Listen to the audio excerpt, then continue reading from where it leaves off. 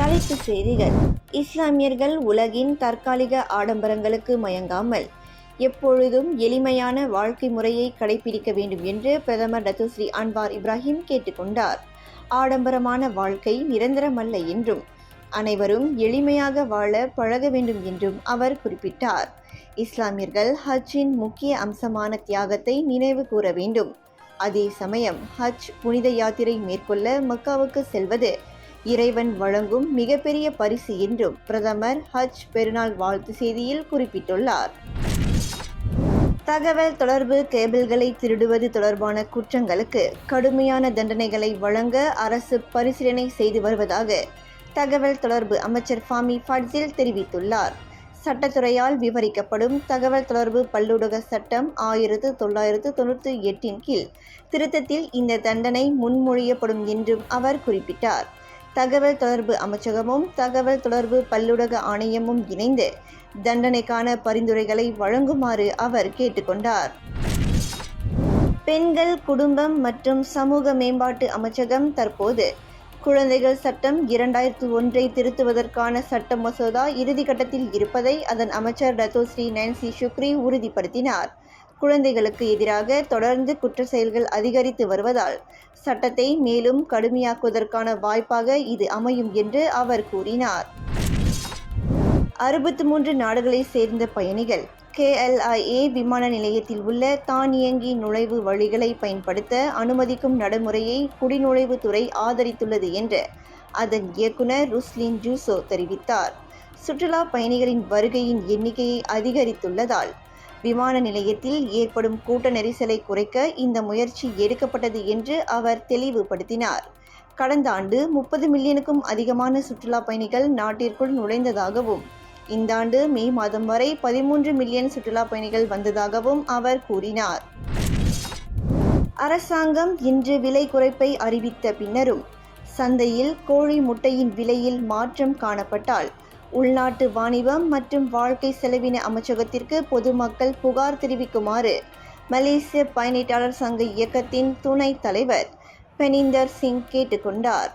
சட்ட நடவடிக்கை எதிர்கொள்ள விரும்பவில்லை என்றால் முட்டை விலை குறைப்பு கடைபிடிப்பது வணிகர்களின் பொறுப்பாகும் என்று அவர் கூறினார். தமிழகம் முழுவதும் ஹஜ் பெருநாள் உற்சாகமாக கொண்டாடப்பட்டு வருகிறது. இதையொட்டி பள்ளிவாசல்களில் இஸ்லாமியர்கள் சிறப்பு தொழுகையில் ஈடுபட்டனர். இஸ்லாமியர்களின் தியாக பெருநாளான பக்ரீத் பண்டிகையையொட்டி இஸ்லாமியர்கள் புத்தாடை அணிந்து அதிகாலை முதலே மசூதிகளில் குவிந்தனர். சில ஊர்களில் திடல்களில் தொழுகை நடத்தப்பட்டது. இந்தியாவின் மேற்கு வங்க மாநிலத்தில் பயணிகள் ரயிலும் சரக்கு ரயிலும் மோதிக்கொண்டதில் குறைந்தது 15 பேர் மாண்டதாக இந்திய அரசு அறிவித்துள்ளது. ஆனால் இன்னும் அதிகமானோர் இறந்திருக்கலாம் என்று நம்பப்படுகிறது. கஞ்சன் ஜங்கா எக்ஸ்பிரஸ் ரயில் விபத்தில் பலி எண்ணிக்கை 15ஆக அதிகரித்துள்ள நிலையில் இறந்தவர்களின் குடும்பத்திற்கு தலா 2 லட்சம் ரூபாய் நிவாரண நிதி வழங்கப்படும் என்று பிரதமர் நரேந்திர மோடி அறிவித்துள்ளார். இந்த விபத்து குறித்து குடியரசுத் தலைவர் திரௌபதி முர்மு, குடியரசு துணைத் தலைவர் ஜக்தீப் தங்கர் உள்ளிட்டோர் இரங்கல் தெரிவித்துள்ளனர். சிங்கப்பூர் மீன் பண்ணைகள் அண்மைய எண்ணெய் கசிவு சம்பவத்தால் பாதிக்கப்படவில்லை என்றும் உள்ளூர் மீன்கள் உண்பதற்கு பாதுகாப்பாகவே இருப்பதாகவும் சிங்கப்பூர் உணவு அமைப்பு தெரிவித்துள்ளது. சிங்கப்பூர் மீன் பண்ணைகள் ஜோஹர் நீரிணையில் அமைந்துள்ளதை சுட்டிய அமைப்பு எண்ணெய் கசிவு அதுவரை பரவியிருக்கக்கூடிய அபாயம் குறைவு என்றும் கூறியது. நியூசிலாந்து பிரதமர் கிறிஸ்டோபர் லக்சன் ஜப்பானுக்கு பயணம் செய்த இராணுவ விமானம் செயலிழந்ததை அடுத்து அவர் வர்த்தக விமானத்தில் பயணத்தை தொடர்ந்ததாக கூறப்பட்டுள்ளது.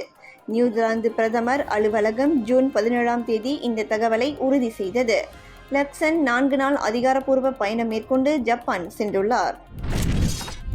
தென்கொரியாவில் சுகாதார நெருக்கடி முற்றி வருகின்றது.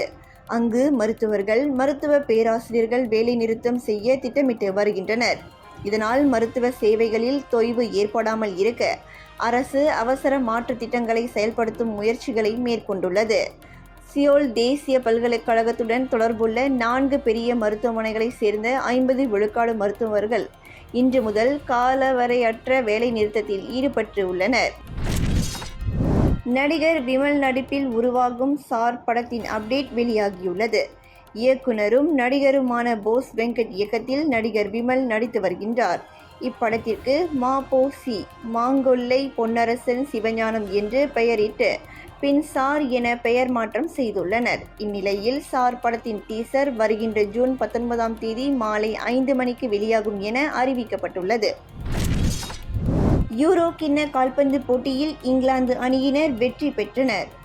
அவுஸ் ஷாக்கல் அரங்கில் நடைபெற்ற ஆட்டத்தில் இங்கிலாந்து அணியினர் செர்பியா அணியை சந்தித்து விளையாடினர். இதில் சிறப்பான ஆட்டத்தை வெளிப்படுத்திய இங்கிலாந்து அணியினர் 1-0 என்ற கோல் கணக்கில் செர்பியா அணியை வீழ்த்தி வெற்றி பெற்றனர். மேலும் பல அண்மைய செய்திகளுக்கு நம்பிக்கையுடன் தொடர்ந்து இணைந்திருங்கள். நன்றி, வணக்கம்.